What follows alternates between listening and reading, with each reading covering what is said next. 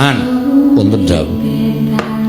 Bayi lahir pletek saka guwa garba kuwi wis ditulis kodrate karo sing ngakarya jagat eneng bathuke nek iso disawang lho. Inggih, bocah iki iso dadi bocah rekoso, bocah iki iso dadi bocah mulya, bocah iki iso dadi bocah sing kepenak, bocah iki iso dadi bocah sing ora kepenak. Kuwi kabeh wis kinudrat marang panguwasaning Gusti. Mula wong urip ana ing alam padange anane ming nampa. Aja pisan-pisan gresula.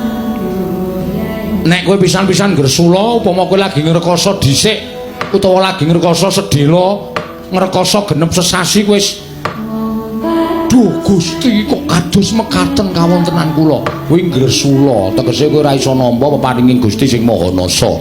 Mula akeh ulah agama sing ngandhakake nek kowe dong kepenak syukura. Ning nek kowe dong ora kepenak matur nuwun dene tasih dipun paringi berkah ngerkaos. Kuwi angel. Inggih. Angel kuwi ora ana sing do iso nglakoni. Racak-racake menungsa kuwi mulya sithik kowe ndase atos. Kuwi racak-racake. Lho iki apa anane lho aku ngomong apa anane? Mulya sithik duwe dhuwit sithik. Wah, apa-apa arep dituku. Apa-apa arep digenteni. Mongko ngucap syukur kowe ora tau. Kuwi biasane ngono kuwi. Ning nek ngrekoso sithik, walah le sujud man.